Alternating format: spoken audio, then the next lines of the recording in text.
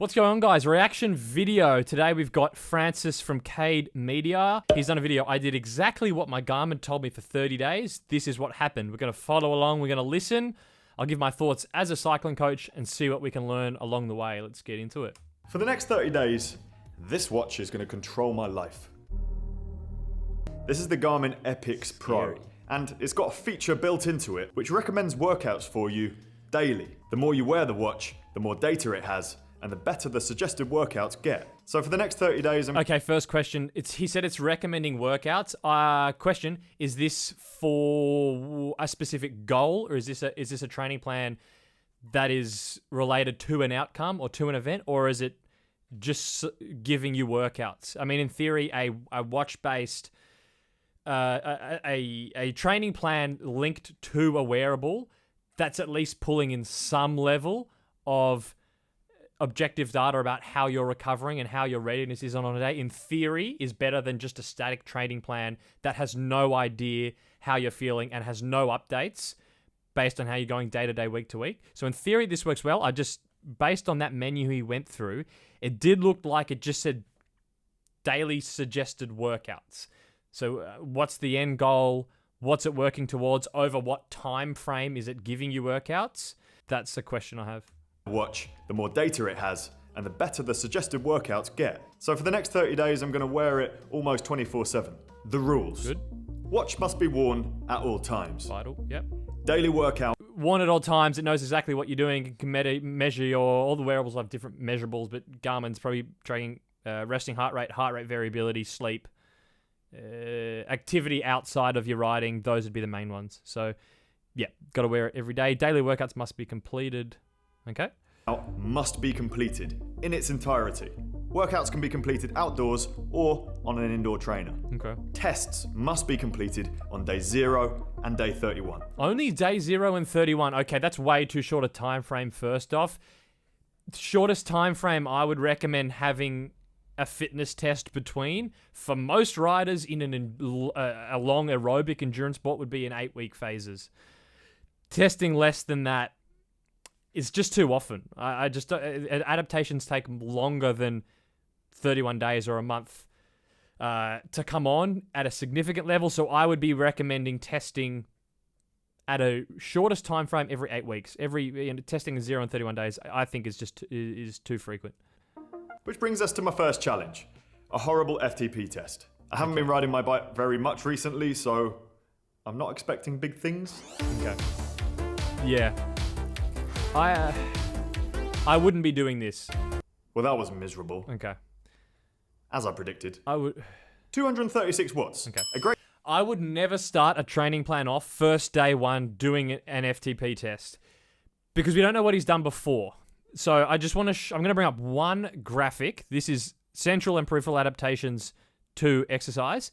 Now, there's a whole range here. You can go through and have a read. You don't necessarily need to know them individually. You just need to know that they come on at different rates. Some adaptations happen within 1 or 2 days. Things like an increase in plasma volume, so a blood volume expansion, that happens in days.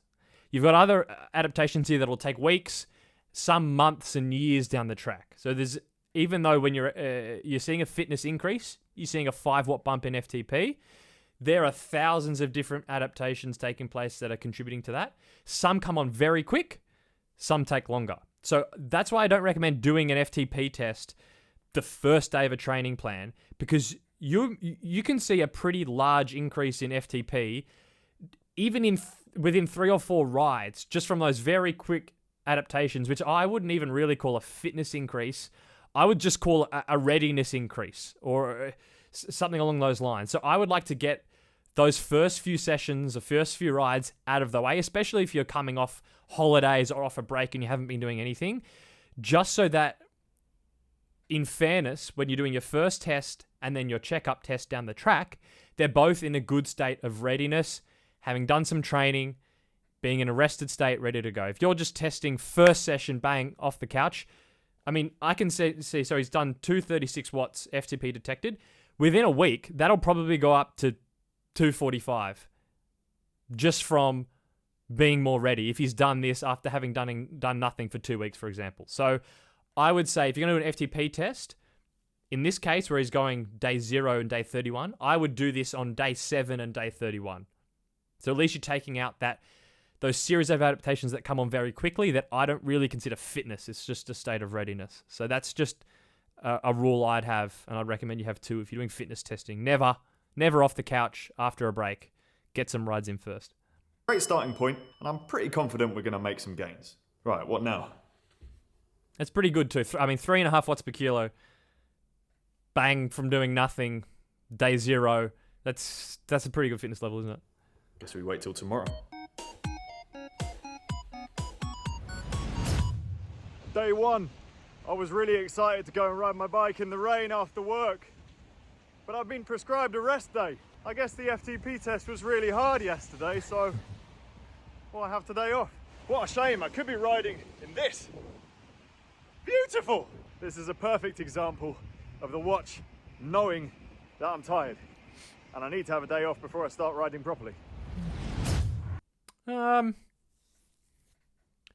If that's what it's detected and that's what it's doing, I guess I can't really say anything against that. But generally, if it's lower intensity training, it's going to have a low stress impact anyway. So, I mean, could he get on for 45 minutes to an hour and turn the legs over, lower zone 2, let's say 60 to 70% of FTP, turn that over? Maybe, but the watch is obviously being more on the conservative side. We'll see what it gets him doing. Day 2, 1 hour at base, which is set at 135 watts. All right, okay, hold on. Let's go back. So he actually didn't say what FTP test he did. I don't know if it's a 20-minute or a ramp test or something like that. So we don't know.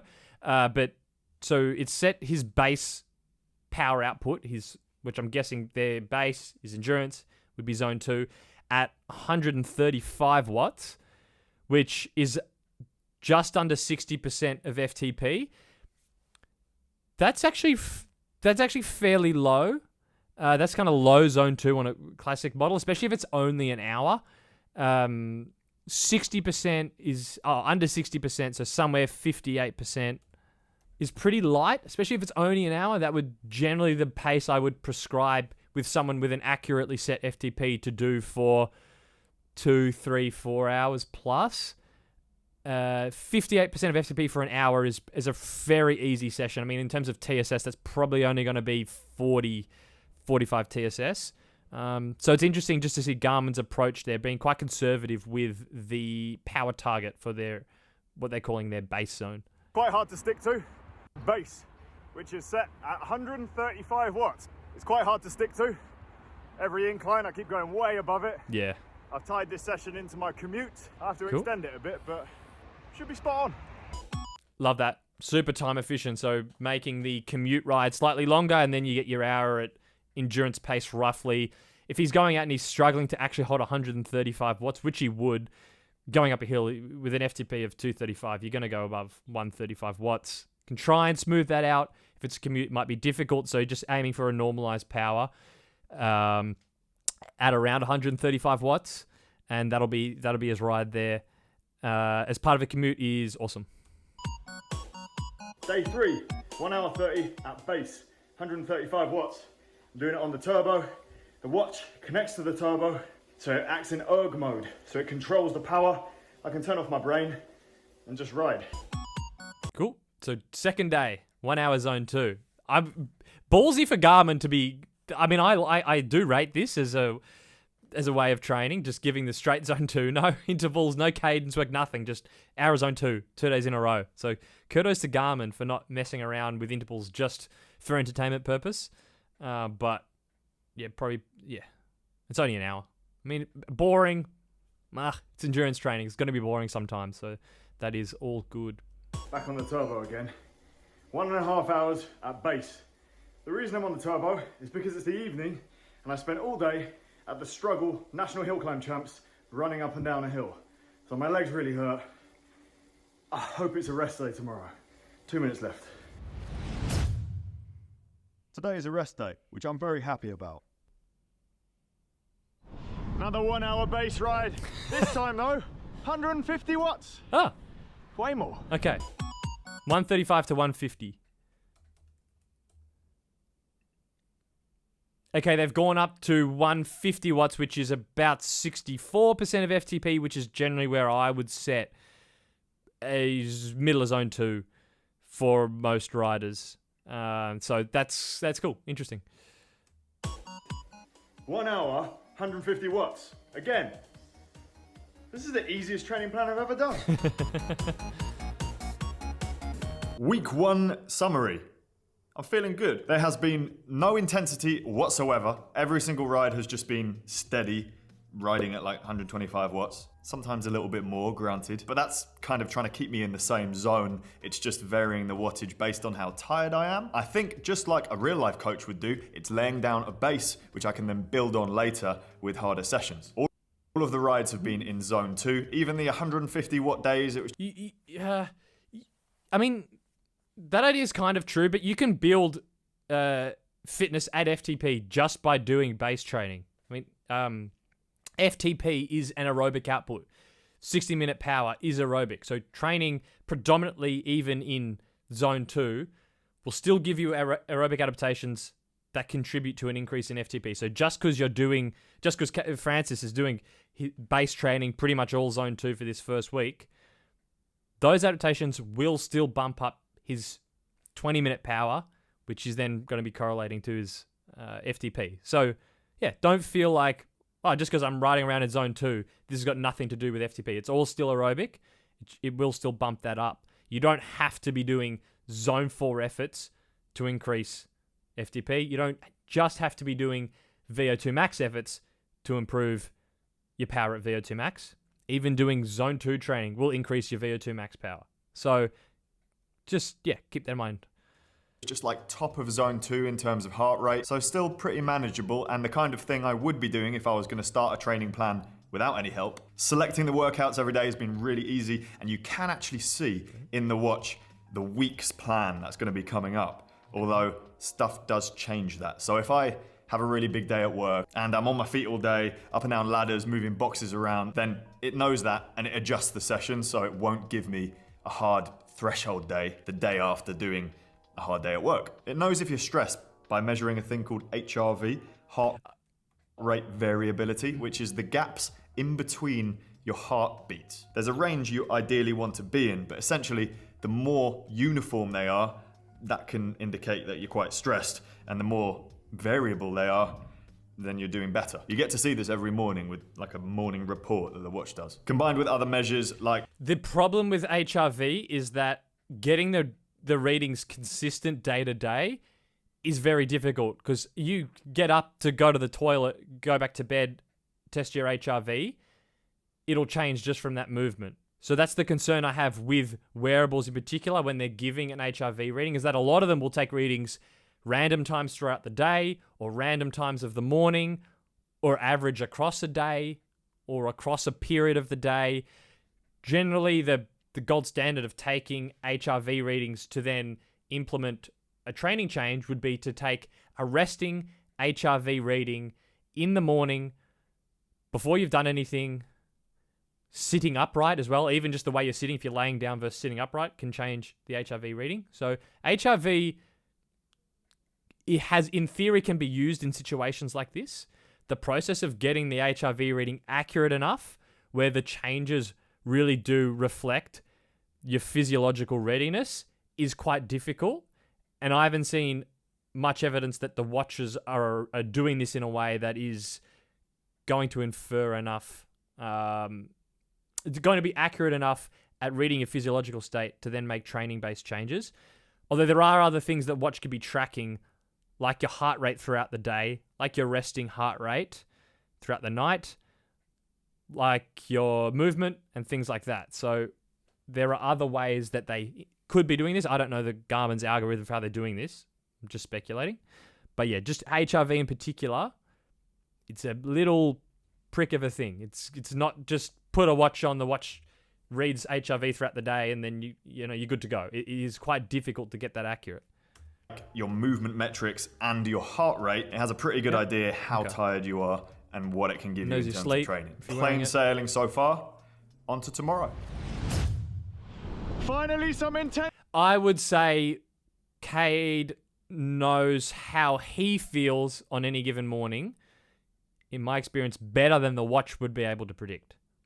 So if Garmin had a way for you to leave your subjective ratings in the morning, combine that and potentially override what the watch is detecting, because based on my experience doing this with athletes, the subjective ratings are more consistent than the wearable ratings, then that would be an improvement to this process.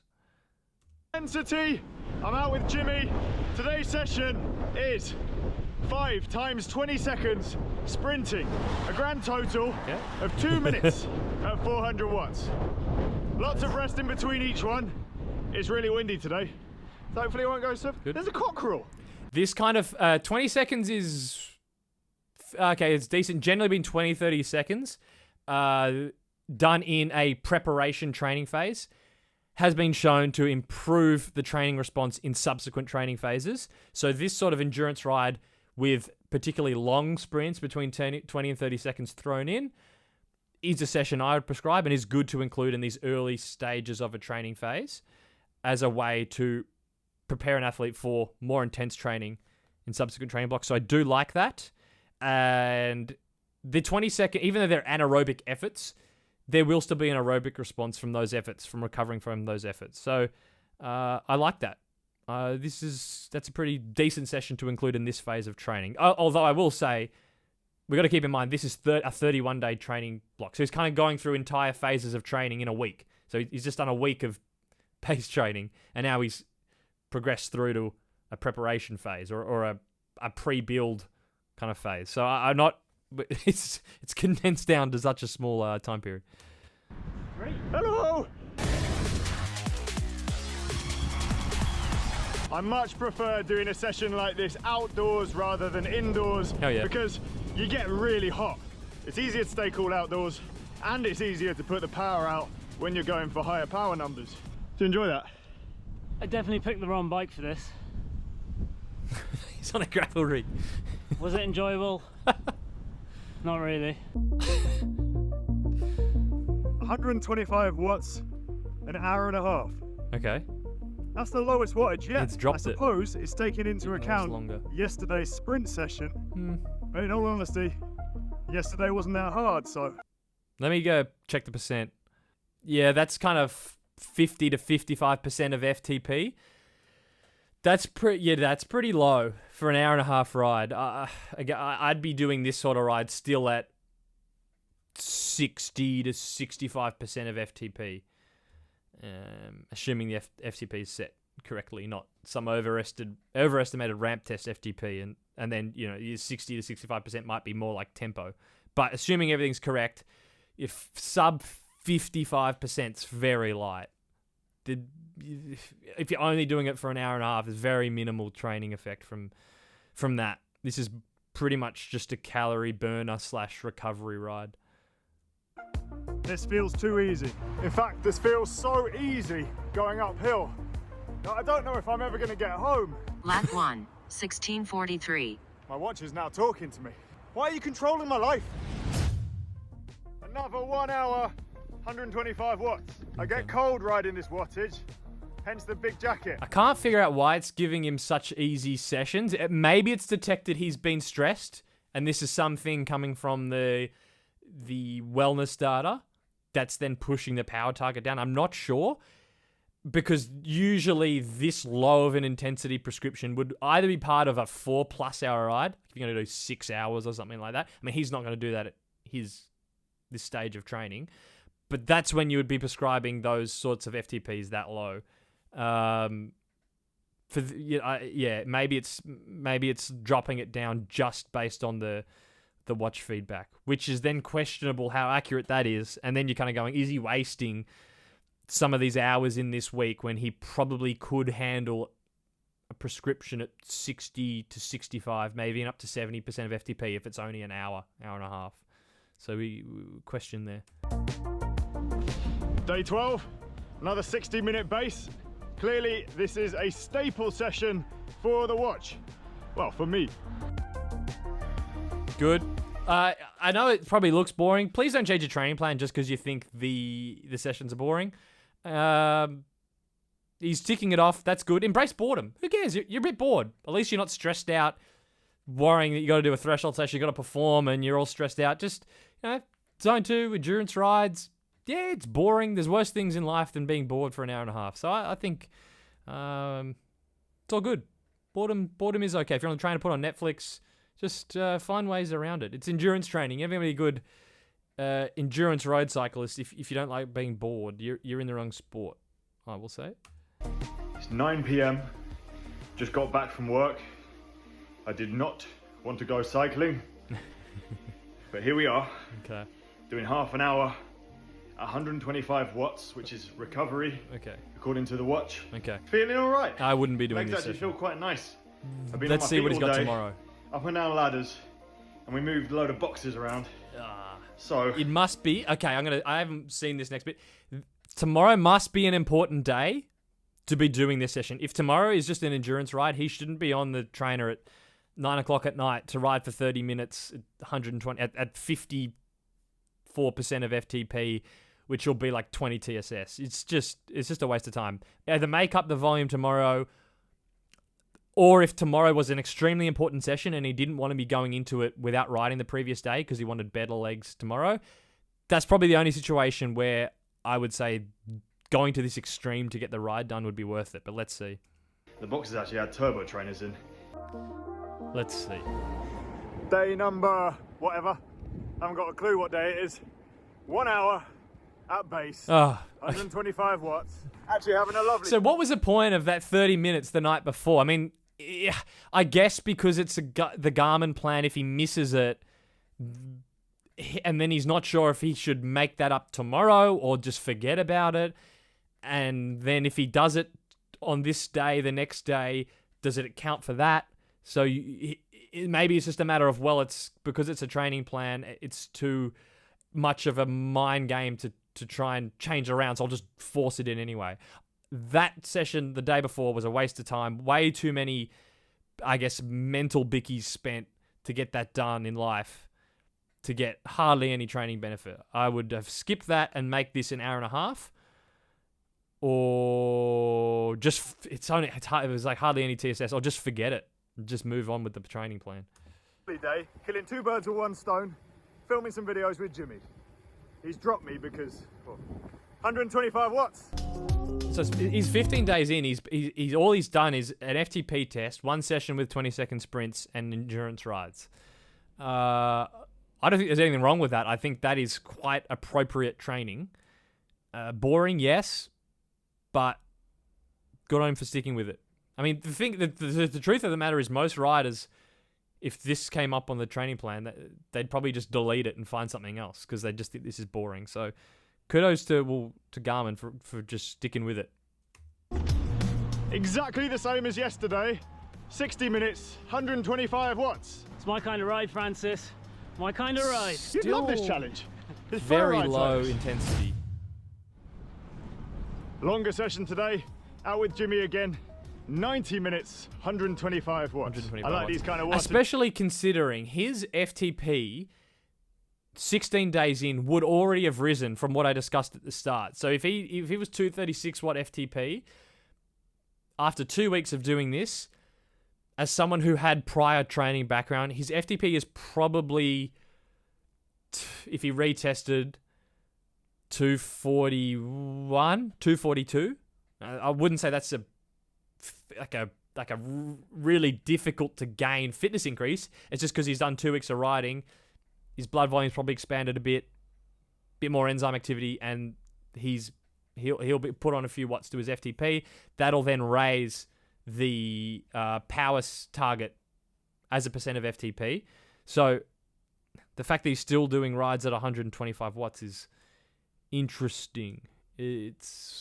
I think he could handle... I don't think it would be detrimental to his training to push this up to 63, 65, 67% of FTP for these 1.5 hour endurance rides.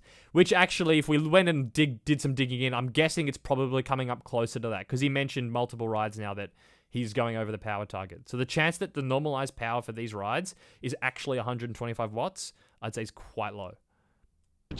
Very social. I haven't got a clue what day this is, but I'm down in London visiting my family. I don't have a bike with me, and thankfully, I've been prescribed a rest day by the watch.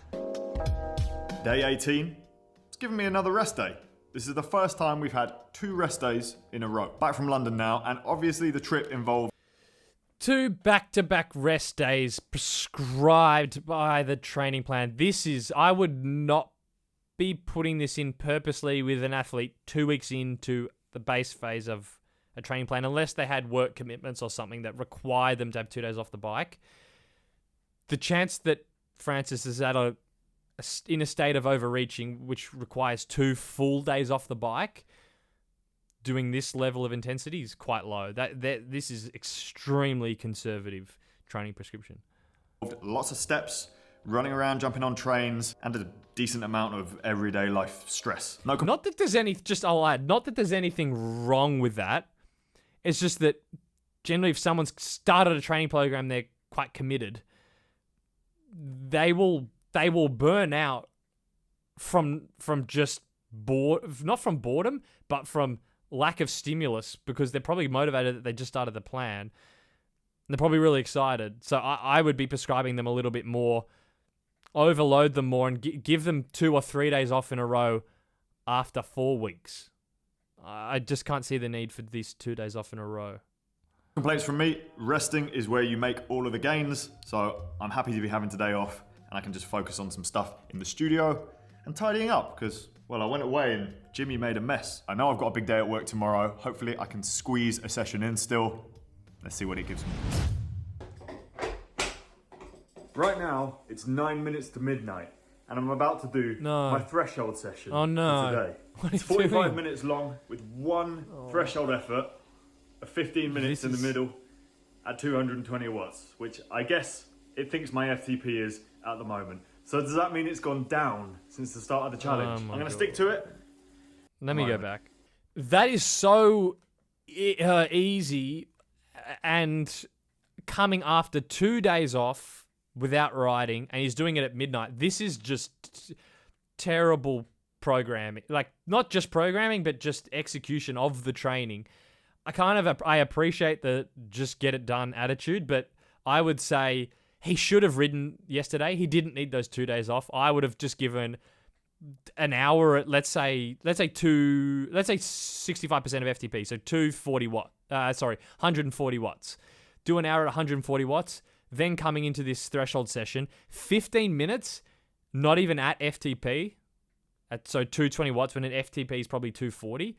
That's not even really a threshold session, even for someone just building back into training. A minimum like this, I would definitely split up the zone 4 work, because they're not going to have the muscular endurance and that fatigue resistance to get through a really long extended block. So I would do something like 3x8 or 3x10, something like that at 90.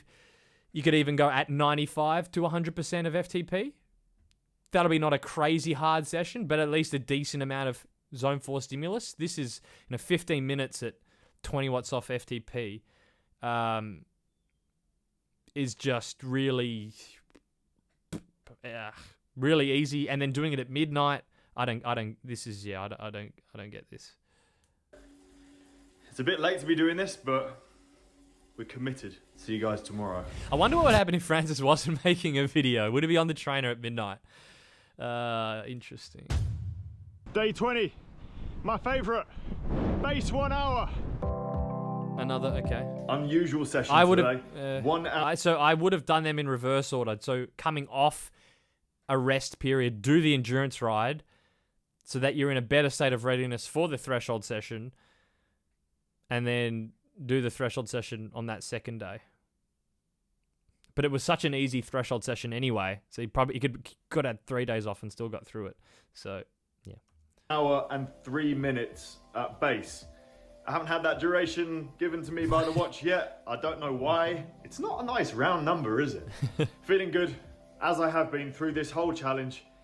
All the sessions have been really manageable and well within my capabilities. Even the harder efforts have felt pretty easy. It's very easy. Day 22, rest day. Rest day? He's had 2 days off, a threshold session with 15 minutes at sub FTP, then 2 1-hour endurance rides, then another rest day. I mean, I don't know who it thinks Francis is. Maybe it's really. So this is where I start to go. It must just be getting some dodgy readings from that wellness starter, and it thinks he's cooked and doesn't want to give him a proper training prescription. This is, even for a real beginner. This is very, very easy training. Most people would easily handle more load than this. Day 23, I'm here with Jimmy again. We're doing some sprints today, finally some more intensity. Okay. 14 sprints, 10 seconds long each, times 2. 1410s. Now, the problem you can see here, so 2 by 14 by 10 seconds at 405 watts. Because his FTP's relatively low, and it's prescribing efforts based on percent of FTP, he's going to be sprinting at way more than 400 watts. So if you're on a training plan, just take any training session prescriptions that are zone 5 or above, especially zone 6. You can basically throw out the power targets they give because they're very unlikely to be accurate. Everyone has a very different, let's say, 10-second power to 60-minute power ratio, and it makes it almost impossible to prescribe these types of anaerobic effort sessions accurately. So obviously he's going to be doing more than 405 watts for 10 seconds. So, 28 sprints. I think I'm going to give the sprints a miss. Why? I'm not doing. So that's also not really a sprint session. There's too many sprints in there. This would be more of an aerobic conditioning session. Although he's not racing, he doesn't need that sort of repeatability. I would say for more of an aerobic benefit, he could probably handle well another threshold zone 4, even a sweet spot day as a replacement for this. Or if they're going more for the sprint interval training, which is what that sort of style of training is called, which is where you're doing long sprint intervals for an aerobic benefit, going back and doing the 20-second efforts, maybe 6 of them in a session, would be more appropriate, or a sweet spot session. This is more of a conditioning session that someone might be doing for a road race. It wouldn't be high up my prescription list in this training phase. A training plan, so. Well, I haven't got that option because the watch controls my life. Let's get on with it then. Yes, there's more than 400 watts. That was actually hard. Hardest session so far. Yeah, 24 10-second sprints. That's going to be difficult. Day 24, rest day. I'm actually happy about this one. Yesterday's session was sprints. That is an appropriate time rest day. Time to chill and eat food That makes sense. all day. Nice. And do work as well. Day 25, headwind, 1 hour 58 minutes at base. That's a long ride compared to what I've been doing. Sun's out though, sort of. 1 hour 3 minutes at base. Beautiful day. It's still giving him windy. 125 Feeling watts. Day 27, 1 hour 7 minutes at base. Weird duration, but okay. Getting this done before work, and then a long day at the studio filming some podcasts. Recovery ride today, which I'm very happy about. 30 minutes, 125 watts. Okay. I'm very tired from Well, that's yesterday's interesting work. that they're giving him a recovery ride at 125 watts for 30 minutes, but his base rides might be 50 minutes at 125 watts. That's essentially the same thing. It's just slightly longer. So that's, I mean, this is also, is that a recovery ride? I wouldn't say that's a recovery ride. Generally, I would say below 50% of FTP or even below 45% of FTP as a recovery ride. I'd have 50% FTP as a ceiling for power output on an actual recovery ride. That will be between 25 to 45 minutes. This is a middle ground. Is it a recovery ride? Not really. It's a little too hard, but it's not also an endurance ride. So That's very odd. We were in the studio all day and I didn't get back till pretty late. So that, together with yesterday's session, I'm very happy to be doing this. Day 29, so close I can almost taste it. It's a threshold session, a little bit of intensity, 2 times 15 minutes at 220 watts. It's quite exciting, only 1 day left. And then so the other thing, so he's gone to 2 by 15, which is more of an appropriate session. That's pretty decent. But you've basically doubled the time in the target zone than the session he did a week ago, which is a very, that's a huge amount of overload. It's like 100% overload. So I would say going from something like 2 by 10 to 2 by 15 would have been an appropriate progression between a threshold session on week 2 and a threshold session on week 3. That sort of level, not doubling their workload there. Let's do it.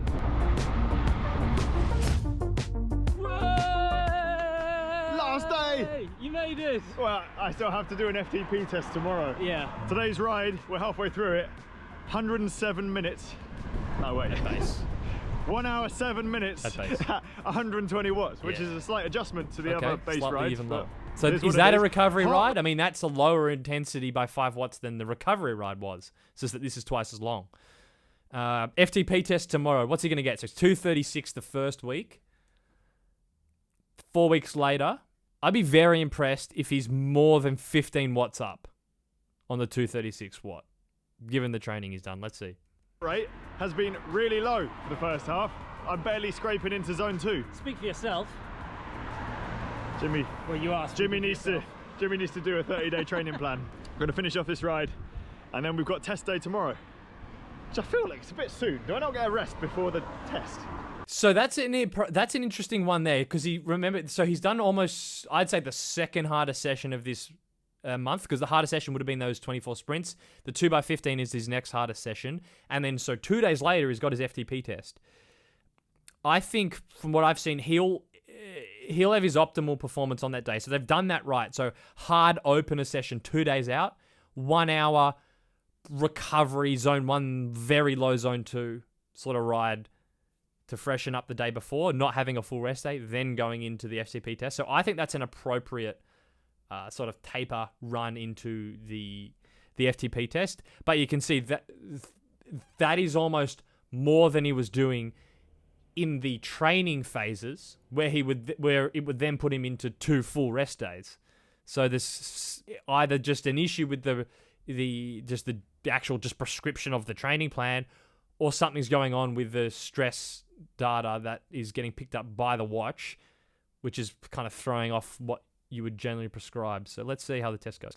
Right, moment of truth. We're going to do my ramp test, the Garmin one from the watch, and see how different it is compared to 30 days ago. It was a ramp test. 31 days ago. I will be happy if it's 25 watts higher. 25 watts? I'm having in a month where you've done 3 actual sessions. What? That is like lower the expectation. Doing this training, if he gets 10 watts, you'd be happy. I mean, poof. Gel before I start. Double 5 watts higher. SAS. Taking it seriously, Jimmy. I'm having a gel before I start. Or no, I can't tell. Maybe it was an OTE.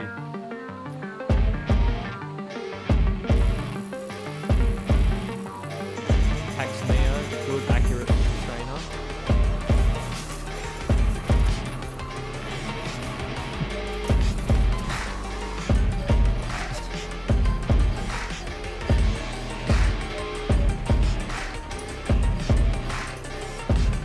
More motivation in the office.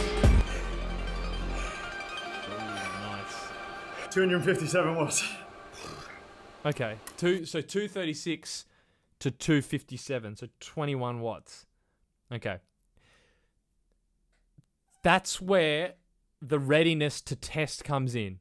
Because 21 watts. If he had tested on day 7 of the training plan, I reckon he would have already been 10 watts up from the first test, just from being more ready. So when you're kind of assessing a fitness increase, I think it's useful to look at what was just being more ready to complete the test and what was an actual real fitness change. So my assessment would be half of this is a real, not just purely short-term fitness change, and then the other 10 watts is just from that plasma volume increase and those other adaptations that come on within the first 3, 4, 5 rides.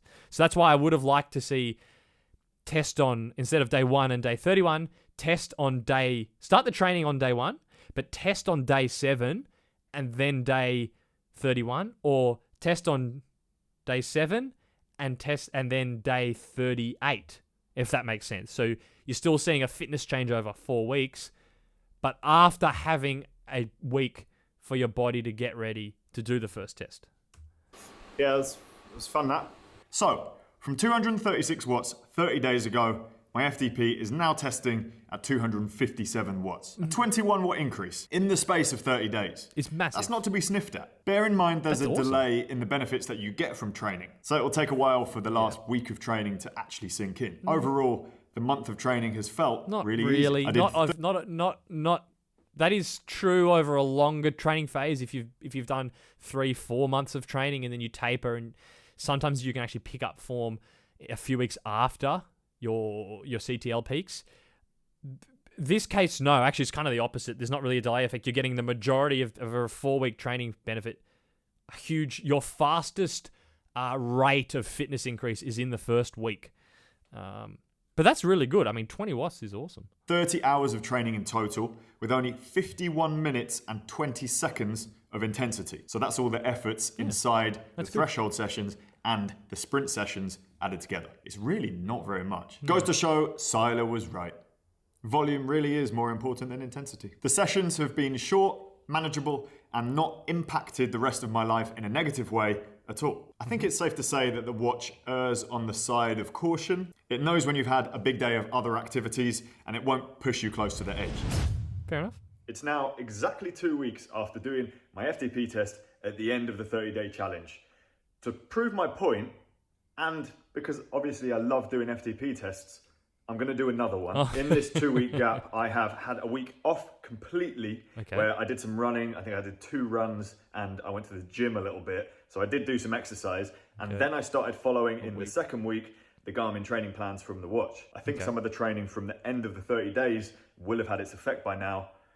So let's see. His FTP, from a physiological point of view, his FTP should not have increased, in my opinion, from the test on day 31.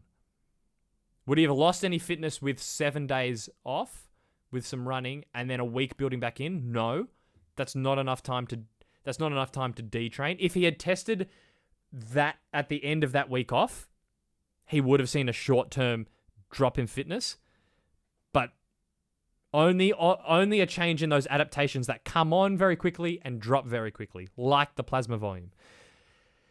A week in, building back in, he shouldn't be higher than he was on day 31, but let's see. The reason why I'm saying that, just to explain, is he was, in my opinion, that level of training he did over those 31 days wasn't inducing a level of overreaching, which is going to take 1 or 2 weeks to fully compensate from. Because it was, as Francis said, quite conservative in its prescription. So you're not going to have this build-up delay where you're waiting for the adaptations to take place in your body to fully recover from it. Because it wasn't that overloading. It's not like he's done a grand tour and then come back after 2 or 3 weeks and he's like, oh, my form's really good. So let's see. 271 watts. I made it to 400 watts in the ramp test. 271. Wasn't it 256? It kicked out an FTP of 271 watts. Result, back to the studio. Overall, that was a really interesting... The numbers are the numbers. I not that I don't agree. I don't see how that's possible. I don't know what's gone on. I don't know if one day was cooler, maybe he was overheating in another test. I don't have any heart rate data. I'm just saying that is not an expected result based on what I've seen happen here. Experiment, and I'm really glad I did it. Because that means in 5 weeks, he's gone from 236 FTP to 270. That's really that's way more than you'd expect. I question the accuracy. A little surprise in the morning every time you look at your watch and finding out what session you're going to be doing. I really enjoyed that process. I'm going to carry on following the sessions, maybe not 100% daily, just to see what happens over the next few months. Thanks, guys. I mean, at the end of the day, it's got him training. He has seen an FTP increase, which to some degree that I would have expected, maybe not that much, but it's got him on the bike. He hasn't had to go and plan his own training. It's just told him what to do. It was conservative, didn't have him overtraining, had him resting. I think he could probably do more than it was prescribing. But at the end of the day, it was interesting. Anyway, that's it for this video, guys. Thanks for watching, and I'll catch you in the next one, whenever that is.